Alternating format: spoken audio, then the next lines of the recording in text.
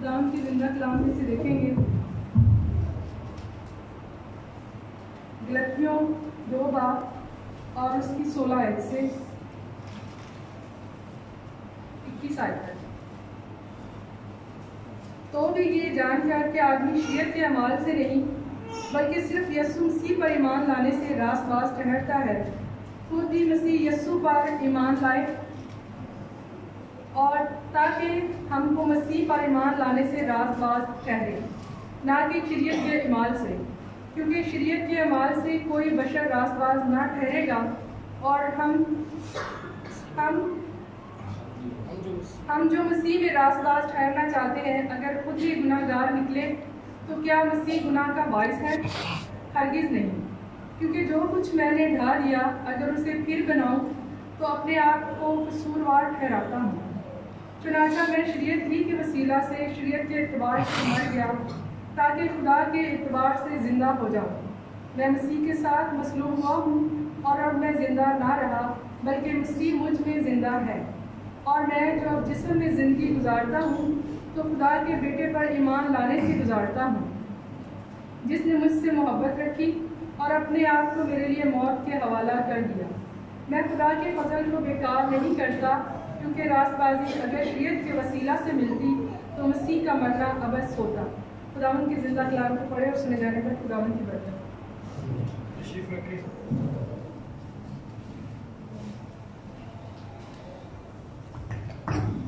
दुआ करें।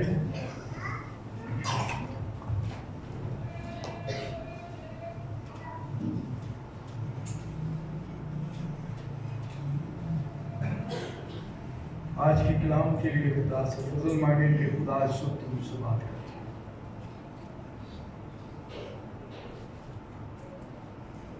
जब हम खुदा से मांगते हैं तो अपने कलाम में वादे के मुताबिक हमें देता है, क्योंकि इसका फरमान है मांगो तो तुमको दिया जाएगा।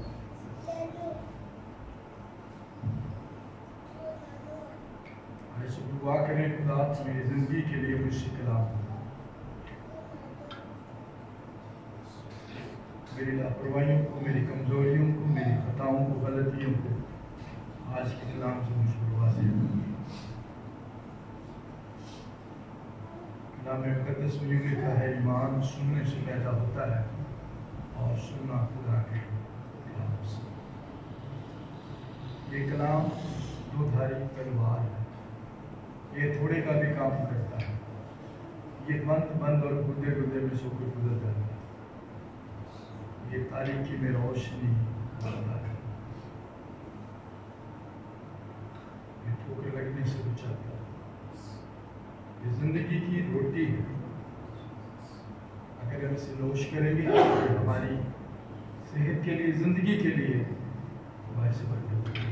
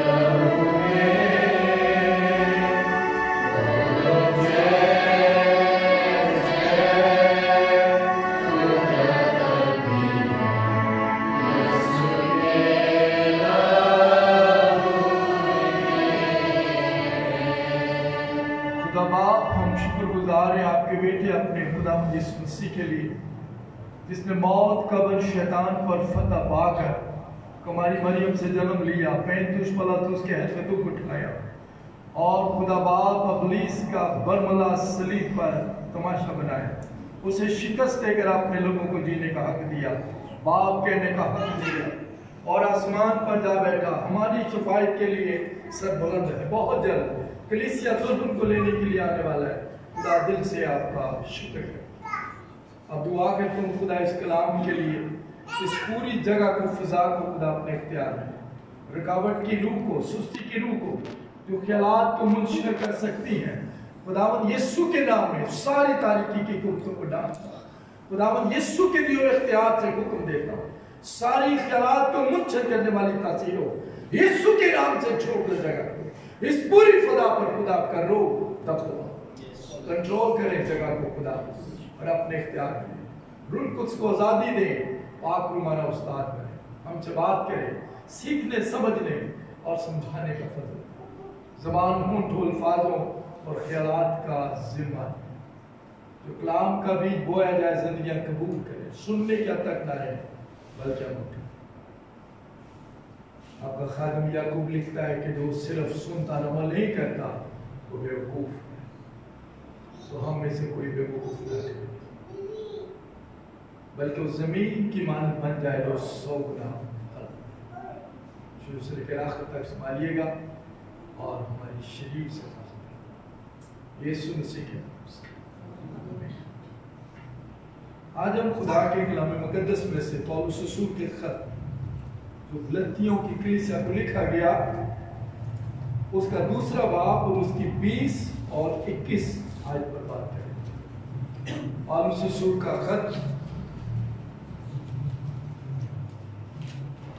गलतियों की कलीसिया के नाम, बाब उसका 2 और उसकी आयत 20।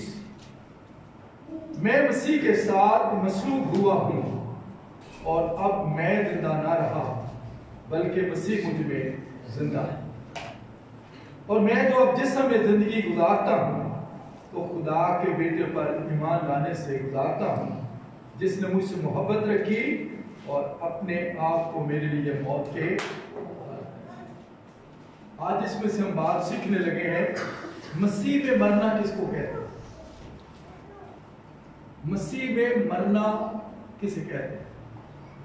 जो हमारा टॉपिक वो है मसीह में मरना। पौलुस यहां कह रहे हैं मैं मसीह के साथ मसरूफ हो गया और अब मैं जिंदा ना रहा बल्कि मसीह। कोई भी ईमानदार जब खुदा यीशु मसीह में आता है तो वह नया होता है, एक किस्म का वो मसीह में मरता है। कितने दिनों तक ये उस मसीह को के मसीह में आने के बाद वो कितने साल कितने दिनों तक मसीह में मरा रहता है और मसीह उसमें जिंदा रहता है। ये कहानी है पौलुस रसूल की, जो साउल था, और वो क्यों ये बात कह रहा है कि मैं मसीह के साथ मसलूब हुआ हूं, अब मैं जिंदा नहीं बल्कि मसीह मुझे। पौलुस रसूल के जो वालिदैन थे वो यहूदी थे और रोम के रहने वाले थे। ये बड़ा अमीर खानदान था। पौलुस किसी गरीब खानदान से ताल्लुक नहीं रखता है। इसके वालिदैन बड़े अमीर थे और 14 साल की उम्र में इसके वालिदैन ने इनको रब्बी बनाने के लिए यरूशलेम भेजा। जैसे आज वालिदैन बच्चों को खादम बनाने के लिए उन्हें सेमिनरी के लिए भेजते हैं,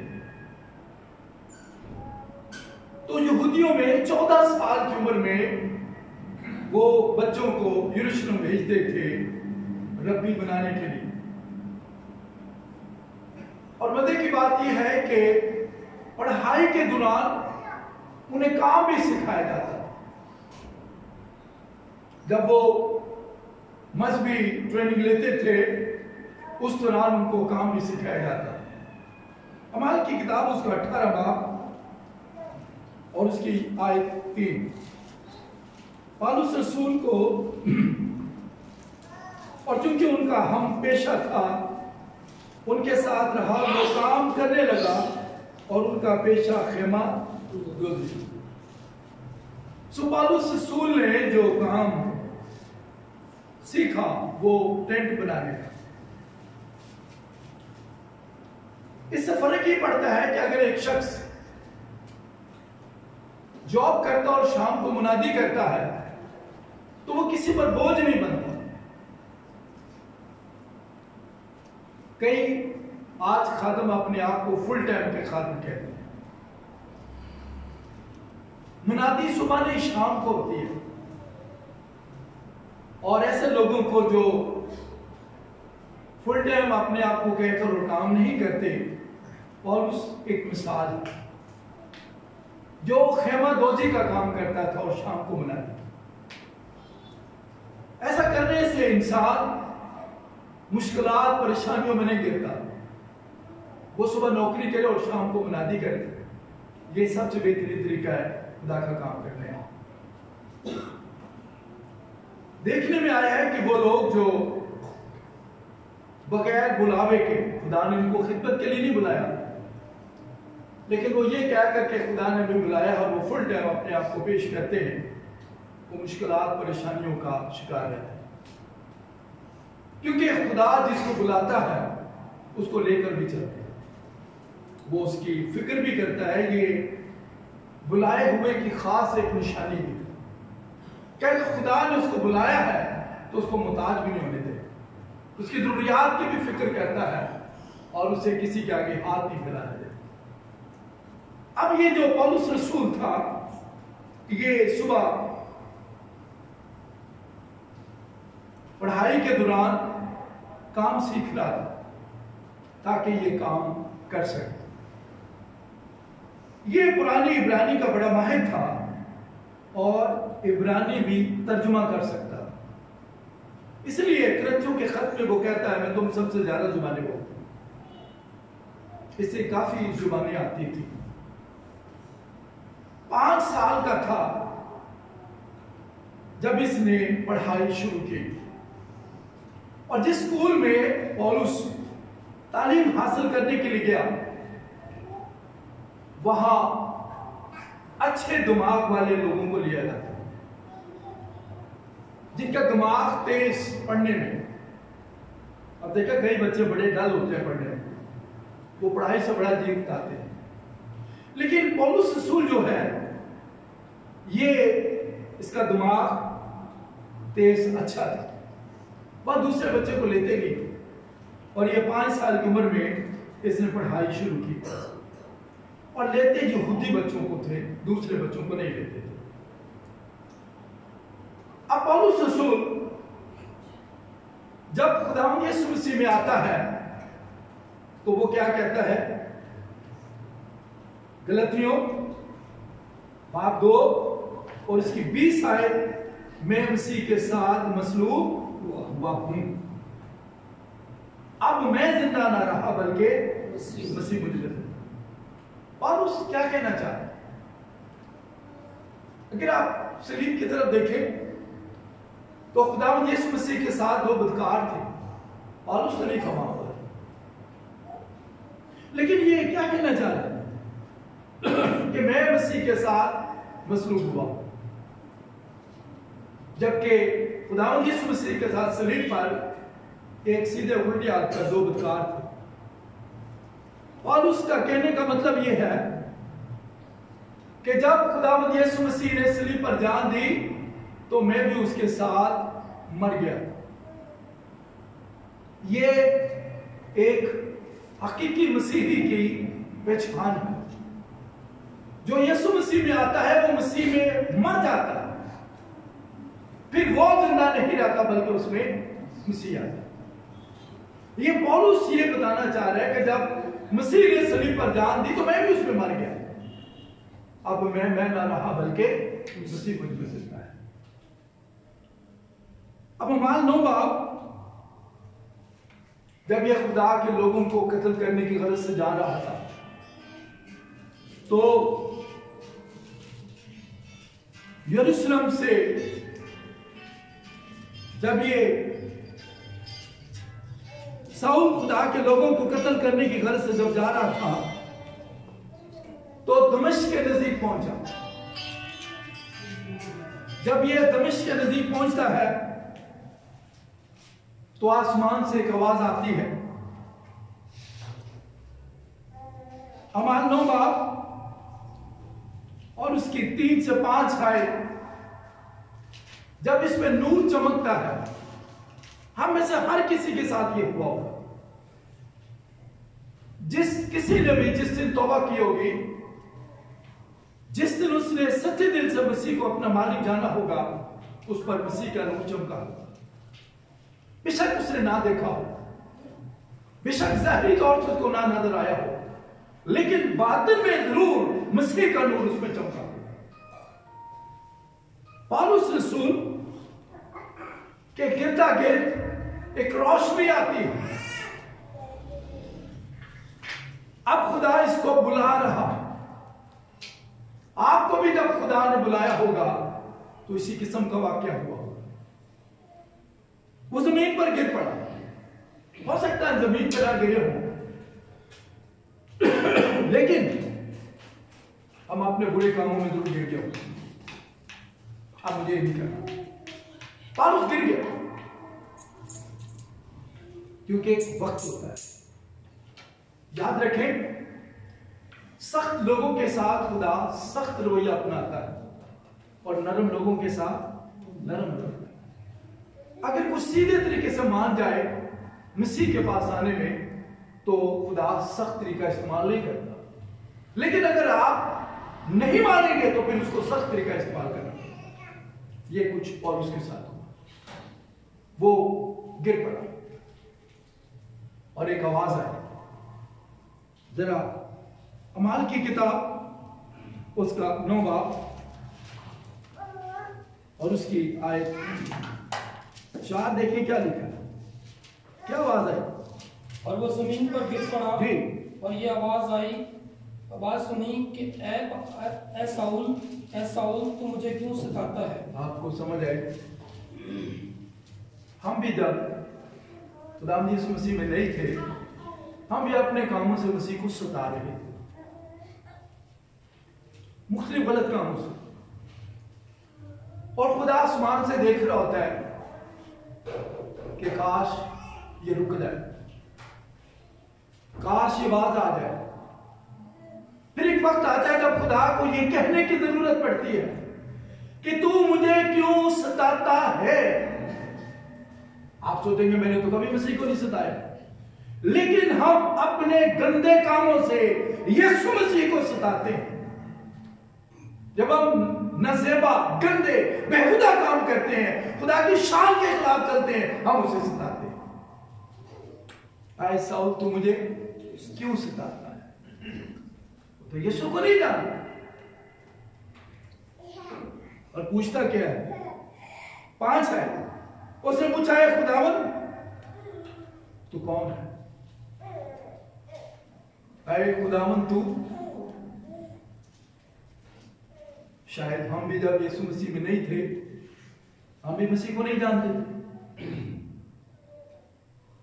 हमने तो शायद ना पूछा तू कौन है, लेकिन पौलुस पूछता है तू कौन है जिसे मैं सताता हूं? क्या जवाब मिला? उसने कहा मैं यीशु हूं जिसे तू सताता। आज भी अगर हम ईमानदार होते हुए गलत काम कर रहे हैं तो हम यीशु मसीह को सता रहे हैं। अपने गलत कामों से खुदावंद यीशु मसीह को हम सता रहे हैं। ऐ साउल तू मुझे क्यों सताता है? आप और कीजिएगा। एक वक्त आता है जब खुदा मजबूर हो जाता है बोलने पर, जब हमारे गुनाह की हद हो जाती है। जब पौलुस रसूल कहते हैं रोमियो के खत में, खुदा के तहम्मुल सब्र को नाचीज ना जानो, खुदा की मेहरबानी तुम्हें तौबा की तरफ माइल करके, हम समझते हैं हम पता नहीं कितने अच्छे हैं, खुदा तो हमें बुरे कामों को कुछ कह ही नहीं रहा। ऐ साउल तू मुझे क्यों सताता है? मत सताए यीशु मसीह को। हमारे बुरे काम खुदा यीशु मसीह को क्या करते हैं? सताते हैं। अब क्या पैगाम दिया इसको? 9 बाब और उसकी आयत 6, मगर उठ, खुदा ने अपने आप को उस पर जाहिर कर दिया। हम पर भी उस वक्त खुदा ने अपने आप को जाहिर किया होगा जब हम गुनाह में से निकलकर मसीह के पास आए। हमें भी कोई काम सौंपा गया होगा। अब इसको खुदा ने क्या कहा? आयत 6, उठ शहर में जा और जो तुझे करना होगा चाहिए वो तुझसे कहा जाएगा। खुदा जब किसी को बुलाता है तो उसको काम देता है। आपको दिया होगा काम खुदा ने, लेकिन शायद हमने उसको नजरअंदाज कर दिया। वक्त के साथ साथ शायद हम उस काम को भूल गए हों जो खुदा ने हमें दिया था। पौलुस तीमुथियुस को कहता है उस नेमत को चमका दे जो तुझे दी गई है हाथ रखने से। हमें उस नेमत को चमकाने की जरूरत है जो खुदा ने दी। खुदा पौलुस को कहते हैं उठ, अपना तारुफ करवा दिया, अपने आप को जाहिर कर दिया, उसको बता दिया तो मुझे सता रहा, आप उठ और क्या कर? शहर में जा और जो तुझे करना चाहिए वो तुझसे कहा जाए। सबसे पहले खुदा क्या काम करता है? आइए 8 हाथ पढ़े क्या लिखा? और साउल जमीन पर से उठा, लेकिन जब आंखें खोली तो उसको कुछ ना दिखाई दिया। ये हमारी आंखें हैं जो हमें बुराई की तरफ लेकर जाती है।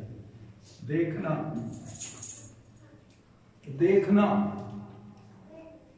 इसका मतलब है हासिल करना। हवा ने जब उस फल को देखा तो उसने उसको हासिल किया। हम जब देखते हैं तो उसको हासिल करते हैं। ये देखना बड़ा खतरनाक लगता है। देखना, आंखें उसके अंदर हो सकता है हम भी रूहानी तौर से अंधे हैं, वैसे हम देख रहे हो। पौलुस देख तो रहा था लेकिन वो रूहानी तौर से क्या था? अंधा। जब उसने आंखें खोली तो उसको कुछ दिखा। हमें भी उस वक्त जब हम यीशु मसीह में आए होंगे हमें उस वक्त कुछ दिखाई नहीं दे रहा होगा सिवाय यीशु मसीह के। पौलुस ने जब आंखें खोली तो उसको कुछ नजर नहीं आया। 11 में क्या लिखा?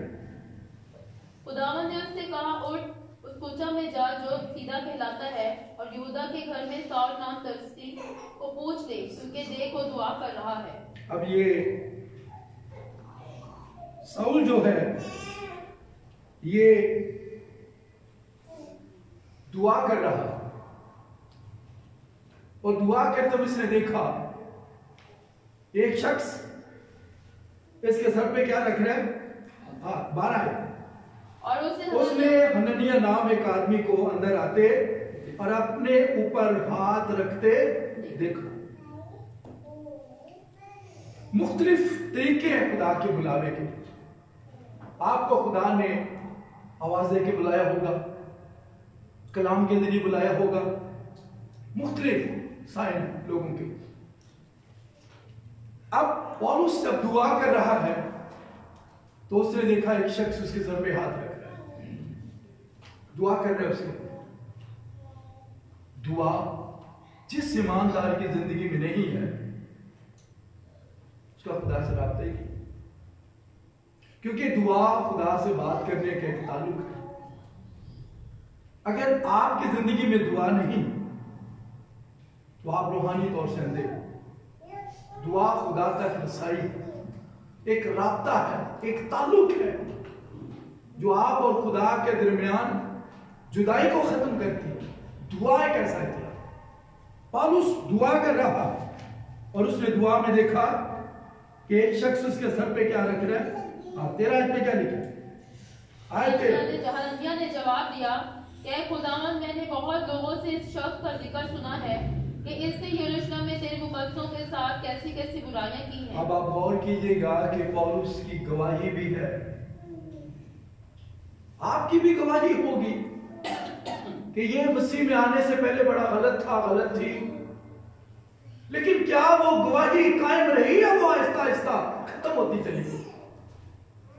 पौलुस के बारे में भी सब जानते हैं, खुदा के लोगों का दुश्मन है। हनन्याह कहता नहीं, खुदा ये तो तेरे लोगों को मारता है। गवाही उसकी कि वो खुदा के लोगों का दुश्मन है।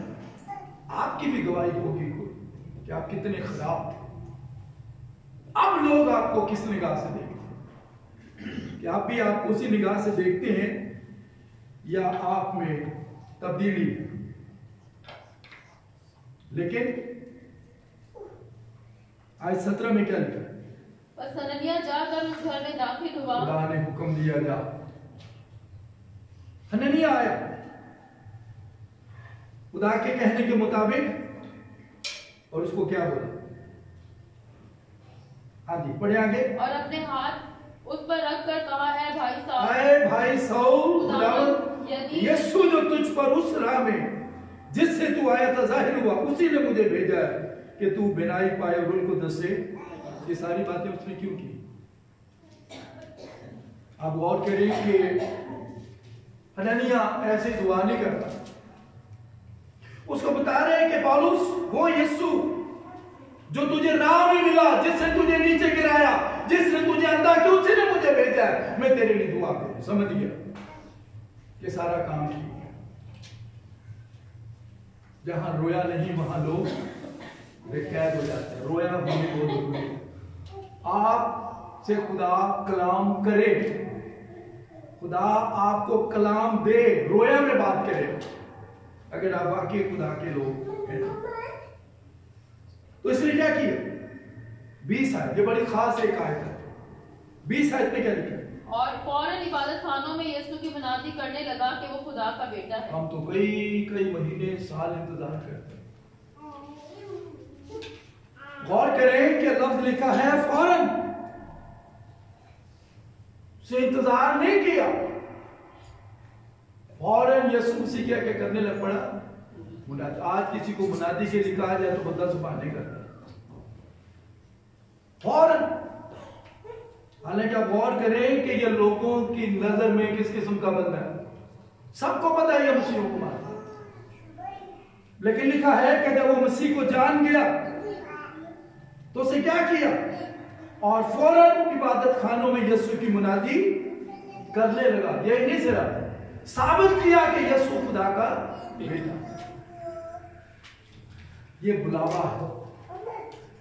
जब किसी को बुलावा आता है तो वो फिर पीछे मुड़ के नहीं देखता। वो इसलिए कहते हैं मैं मसीह के साथ, मैं मर गया हूं यीशु मसीह में। जब उसने मुझे चुना था उसी दिन मैं मर गया। जब मुझे चुना मैं मरा या आज तक जिंदा हूं। अगर मैं यीशु मसीह में नहीं मरा तो आज पुराना इंसान मेरे अंदर जिंदा है, मैं मसीह में नहीं मरा। मुझे मसीह में मरने की जरूरत है और मसीह को मेरे अंदर नजर आना चाहिए। पौलुस रसूल लिखा है 21 आयत, और सब सुनने वाले हैरान होकर कहने लगे। क्या आपके लिए भी कभी कोई हैरान हो? सुनिए, और सब सुनने वाले हैरान होकर कहने लगे, क्या ये वो शख्स नहीं? ये एक गवाही, ये जबरदस्त टेस्टिमनी है कि जब आप यीशु मसीह में आते लोग कहें ये शख्स खराब था, अब यीशु मसीह का वाकई बेटा है, यीशु मसीह की वाकई बेटी है। साबित करें आपके कामों से। लेकिन चूंकि हम मसीह में मरे नहीं, इसलिए पुराना मखलूक अभी भी अंदर है। और अगर पुराना मखलूक अंदर होगा तो वो कभी कभी जिंदा भी होगा, वो उल्टे काम भी करेगा। और सब सुनने वाले हैरान होके कहने लगे, इस नाम से लेने वालों को तबाह करता था। और यहां भी इसलिए आया कि उनको बांध कर सरदार कहनों के पास।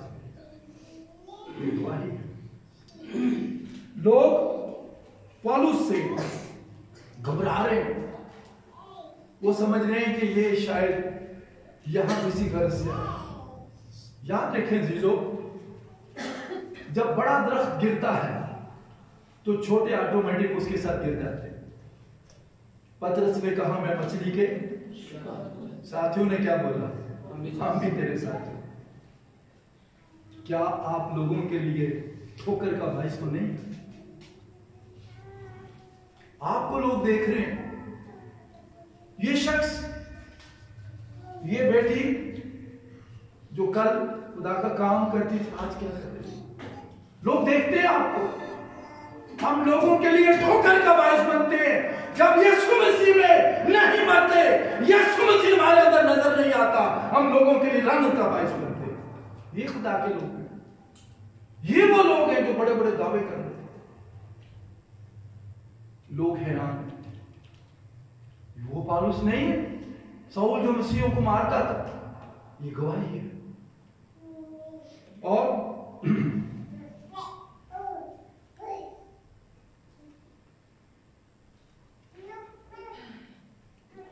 गलतियों 5, असल में अजीजों हमारी नाकामी की कुछ वजूहात है। कोई ऐसा शख्स नहीं जो ये नहीं चाहता कि वो मसीह में चले। हर औरत, बेटी, बेटा, शख्स ये चाहता है कि वो यीशु मसीह में चले, लेकिन गड़बड़ कहां है? गलतियों 5 और उसकी 24 आयत को देखिए क्या लिखा है। और जो मसीह यीशु के हैं उन्होंने जिस्म को उसकी रगबतों और ख्वाहिशों समेत सलीब पर फेंक दिया है। असल मसला ये है, असल मसला ये है, पौलुस वाज़ेह कर रहा है, वो ये बता रहे हैं कि मैं यीशु मसीह में कैसे मर गया हूं। वो ये बता रहे, वो आगे तरीका भी बताता है मसीह में मरने का। क्या कहता है आयत 24, और जो मसीह यीशु के हैं, जिन्होंने तौबा कर ली है, जो मसीह के खून से धुलकर साफ हो गए, वो क्या करते हैं? वो जिस्म को उसकी रगबतों और ख्वाहिशों को समेत कहां फेंक देते? पौलुस कहता है अगर कोई मसीह में है तो वो पुराने काम नहीं करेगा। देखिए हमारी जिंदगी में जरा से मसाइल आ जाए, बेरोजगारी आ जाए, बीमारी आ जाए, दुख आ जाए, खुदा एक साइड पे होता है। यही वो वक्त होता है जब मुझे और आपको साबित करना है मैं मसीह में हूं। बेसिकली हमारी गड़बड़ ये है कि हम अपनी जिस्म की ख्वाहिशों को छोड़ते नहीं। कई ड्रामे देखते हैं,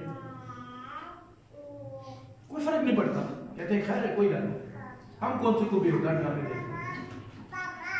कई फिल्में देखते हैं, कई रेसलिंग देखते हैं, कई मोबाइल पे घंटों घंटों लगे रहते हैं, और कई पुरानी हरकतों को भी बंद नहीं करते। जिस्म और उसकी ख्वाहिशों को छोड़ने की जरूरत है।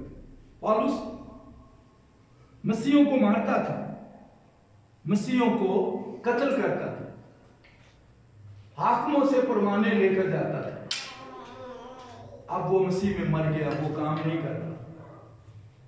एक अमीर खानदान से था, गरीब नहीं था, गमलीएल का शागिर्द था, सेनेट का मेंबर था, पीएचडी था, डॉक्टरेट की डिग्री उसके पास थी, लेकिन मसीह में मर गया था। हमारे पास कुछ भी नहीं है, लेकिन फिर भी मसीह में हम नहीं मरे, वही के वही इंसान है। इसलिए हम फेल, हम कामयाब नहीं हैं, क्योंकि हमने अपनी रगबतों और ख्वाहिशों को अभी तक सलीब पर नहीं फेंका। वही हमारा पुराना अंदाजा में कुछ छेड़ के देखे, हमारी दुम पे पांव रखे, कांटे को दौड़े रखेंगे, एकदम बात नहीं आएगी, जबान ऐसे चलेगी आसमान जमीन एक कर देंगे, बताएंगे मैं कौन हूं। अभी तक हम यीशु मसीह में नए मखलूक नहीं बने। फिलिपियों का खत खोलो, फिलिपियों का खत खोलो। पौलुस कहता है कि मसीह में मरने के लिए आपको अपनी जिस्म की ख्वाहिशों को खत्म करना है। जी फिलिपियों 3 उसकी 7 है। लेकिन जितनी चीजें मेरे नफा की थी उन्हीं को मैंने मसीह की खातिर नुकसान समझ लिया। छोड़ो उन चीजों को जो आपको खुदा से दूर करे। जब तक इंसान अपना सब कुछ तर्क न करे वो मसीह का शागिर्द नहीं हो सकता। खुदा ने यीशु मसीह ने कहा जो मुझसे ज्यादा किसी को अजीज रखता है वो मेरे भाई है। अगर इब्राहिम खुदा का दोस्त बना तो क्यों बना? क्यों बना? क्यों बन गया? क्यों खुदा का दोस्त बना? खुदा ने कहा इब्राहिम वतन, घर, रिश्तेदार, नातोदारों को छोड़ दे। उसने क्या कहा? खुदा अब्बा को छोड़ दूं, भाई को छोड़ दूं, शहर को छोड़ दूं, नहीं और मकान दो। लिखे इब्राहिम खुदा के कहने के मुताबिक चल। ये है ख्वाहिशों को तर्क करना। हमने अभी तक कुछ भी नहीं छोड़ा। पौलुस कहता है जितनी चीजें मैंने नफा की थी उन्हीं को मैंने मसीह की खातिर। इसके घर वालों को पता लगा मसीह में आ गए, जायदाद से आग कर दिया, कोई बात नहीं। मंगनी हुई थी, खत्म कर दी, मसीह में आ गए। मर गया मसीह में, कुछ नहीं चाहिए। इसको कहते हैं मसीह में मरना। हम अभी तक पीछे देख रहे हैं उन चीजों को जिनको छोड़कर आए थे, अभी तक उनको छेड़ रहे हैं। वो शख्स कभी कामयाब नहीं हो सकता जो पीछे मुड़ के देखता है। यीशु मसीह ने कहा जो अपना हाथ हल पर रखकर पीछे देखे वो मेरी बादशाही के लायक नहीं है। अगर आप मसीह में मरना चाहते हैं तो आपको उन चीजों को छोड़ने की जरूरत। और क्या समझो उनको? 8 है जी, 3 बाब की 8 है। बल्कि मैं अपने खुदावंद मसीह यीशु की पहचान की बड़ी खूबी के सबब से सब चीजों को नुकसान समझता हूँ, जिसकी खातिर मैंने सब चीजों का नुकसान उठाया और उनको कूड़ा समझा। कूड़ा समझे, कूड़ा कूड़ा, लेकिन ये कैसे हो सकता है?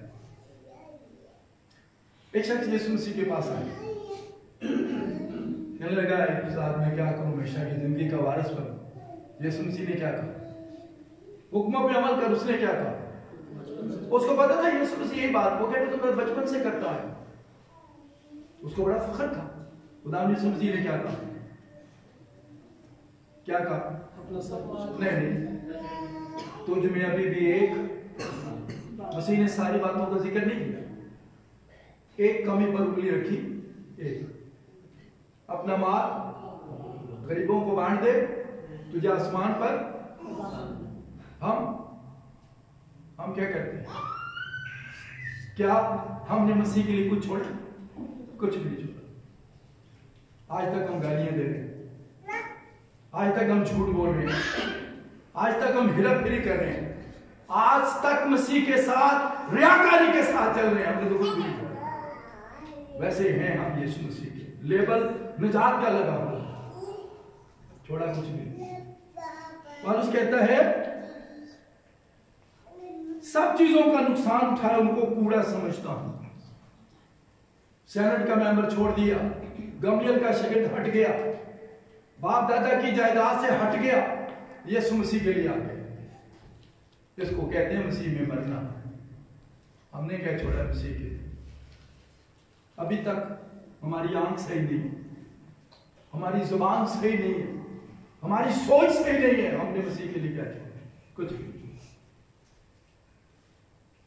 उन्हें मैं कूड़ा समझता हूं ताकि क्या करूं? सुने साहब, दोबारा सुनो। जिसकी खातिर यानी मसीह की सब चीजों का नुकसान उठा, उनको कूड़ा समझता के मसीह को हासिल करने के लिए उन चीजों को कूड़ा समझे जो आपको खुदा से दूर कर दें। लोग सुबह से शाम पैसे के पीछे भाग रहे हैं, कोई नींद के पीछे भाग रहा है, कोई किसी को नीचा दिखाने के लिए भाग रहा है। खुदा यीशु मसीह ने कहा जो कुछ आसमान पर जमीन पर सब मेरा है। याद रखें, पहले आसमान की बादशाही, रास्तबाजी की तलाश करो तो दुनिया की सब चीजें तुम्हें फिक्रमंद ना हो। असल में हम मसीह में मरे ही नहीं है, जो मसीह में मर जाता है वो दुनियावी मादी चीजों के लिए परेशान नहीं होता। बादशाह कहने लगा इब्राहिम को, आदमी मुझे दे दे, माल तू ले ले। कितना अच्छा उसके सामने एक दौलतमंद होने का मौका था। उसने क्या किया? उसे क्या ठीक, दौलत मुझे दे दे, आदमी तू ले, ऐसे बोला नहीं। उसे कहा नहीं, फटे हुए कपड़ों के लिए धागा भी नहीं लूंगा,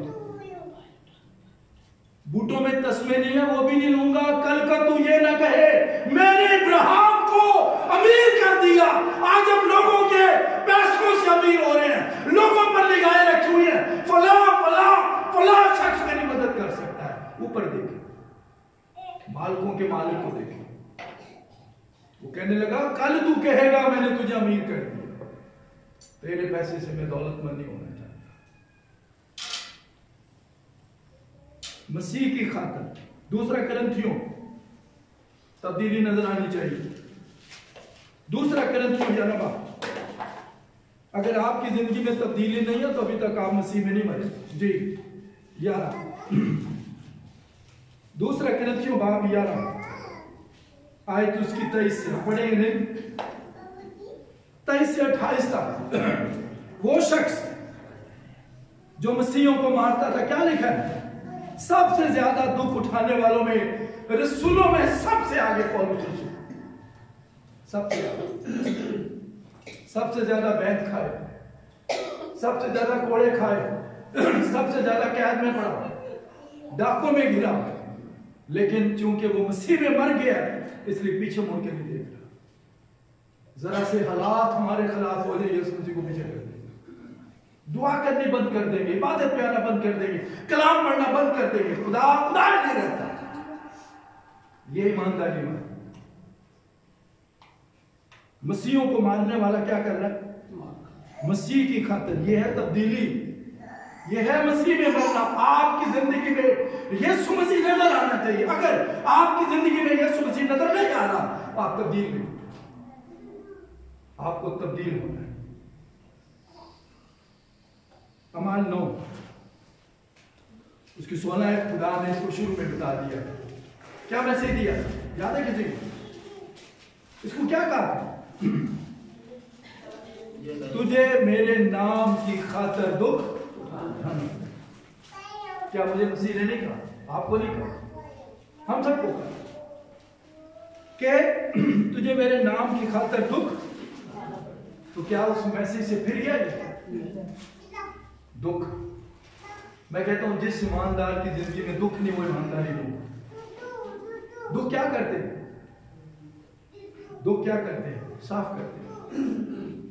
देखें, सुनार जो है वो जब तक सोने को आग में साफ ना करे वो इंसान के इस्तेमाल के लायक नहीं। खुदा अपने लोगों को दुखों में से गुजरने देता है। क्यों? साफ करता है। अब जब खुदावंद यीशु मसीह आएगा तो किनको लेने आएगा? किनको? कौन से लोग? कौन से लोग? जो उसमें मर गए। तो मर गया। चल फर्ज करें अगर आज रात हम सोए यीशु मसीह आ जाए, कितने जाएंगे ऊपर?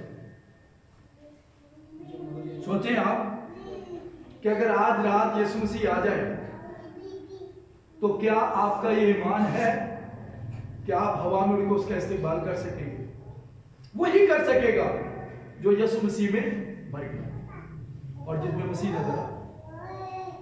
और उसी से लिखा कहता है जिस्म की ख्वाहिशों को सलीब पर फेंक दो। ये जब इसमें से ख्वाहिशें उठती है ना, सोने की ख्वाहिश, कपड़ों की ख्वाहिश, चीजों की ख्वाहिश, ये बड़ी खतरनाक है। एक अमीर बाप का बेटा था लेकिन मसीह की खातिर मार खाने के लिए आता, क्योंकि मसीह में मर गया। जब आप मसीह में मर जाएंगे तो आप अलग ही नजर आएंगे, आप अलग नजर आएंगे। आइए गौर करें, खिदमत में भागा नहीं, भाग गया है जी। कहां मारा था पौलुस? कहां मारा? किस जगह मारा था? रोम में, इटली में, सर नीचे रखा, ऊपर से तलवार चला दी, सर को कलम कर दिया। ये है मसीह में मरना और यीशु मसीह को अपने अंदर साबित करना। ये इसलिए वो कह रहे हैं मैं मसीह के साथ मर गया, भागा नहीं। रोम में इसकी सर काट दी। क्यों? गलतियों 2 उसकी 18 में क्या लिखा है? क्योंकि जो कुछ मैंने ढा दिया, आपने मसीह में आने के बाद जो कुछ खत्म किया है, पौलुस कहता है अगर उसे फिर बनाऊं तो अपने आप को कसूरवार ठहराता। अगर आप यीशु मसीह में आकर वापस चले गए तो जो कुछ आपने ढा दिया उसको फिर खड़ा कर रहे हैं। तो पतरस रसूल कहता है जो मसीह में आके वापस चले जाए किसकी बात है?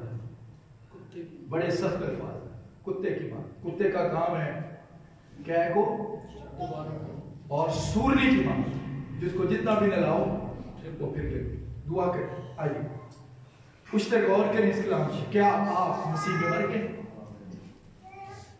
अगर आप मसीह में मर गए तो फिर मसीह आप में नजर आना चाहिए। अगर मसीह आप में नजर नहीं आ रहा तो फिर आप मरे भी नहीं उसमें।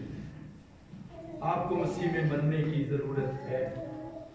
और उसके लिए पौलुस रसूल ने चंद एग्जाम्पल दिए हैं। एक तो वो कहता है कि ख्वाहिशों को खत्म करो, फेंक दो मसीह पर। खुदावंद ये मेरी ख्वाहिशें आज से खत्म। दूसरा, उन चीजों को कूड़ा समझे जो आपको खुदा से दूर कर रही है। वो कोई भी चीज हो सकती है, आपकी नींद हो सकती है, आपका जॉब, आपकी दौलत, आपकी बीवी, आपके बच्चे, कुछ भी हो सकता है। कूड़ा समझे उसको। मसीह को हासिल करने के लिए इन चीजों में मत जाए। पौलुस सब कुछ खत्म कर देता है। माँ बाप की जायदाद से भी अलग हो गया, कोई बात नहीं। मंगनी भी खत्म कर दी, कोई बात नहीं। उसने मसीह से ज्यादा किसी को अजीज नहीं जाना। खुदावंद यीशु मसीह में मर गया, उसकी गर्दन को काट दिया, लेकिन मसीह में शहीद हो गए। इसको कहते हैं मसीह में मरना।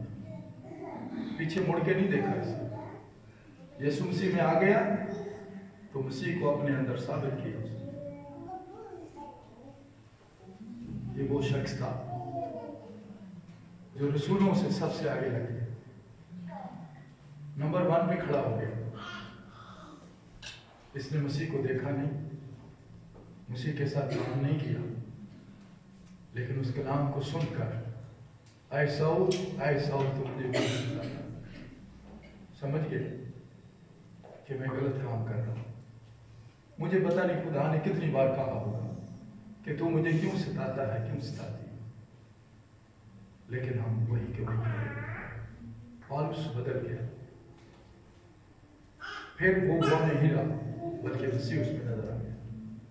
मसीहों को मारने वाला सबसे ज्यादा रसूलों में मार खाने में नंबर 1। कोड़े खाए, बैन खाए, कैद में गया, डाकू में घिरा, भूख में रहा, नंग में आया। एक बार इतना मारा कि दुमुआ मरा हुआ समझ के छोड़ के चले। लेकिन नसीहत करता है अजीजों, उन चीजों को, उन ख्वाहिशों को छोड़ दे जो आपको मसीह से जोड़ती है। पूरा समझे, बाहर फेंक दे अपने अंदर से ख्वाहिशों, और आपके अंदर मसीह नजर आना चाहिए। कुछ देर अपने दिलों की दुआ करें और 2 शुक्रगुजारियां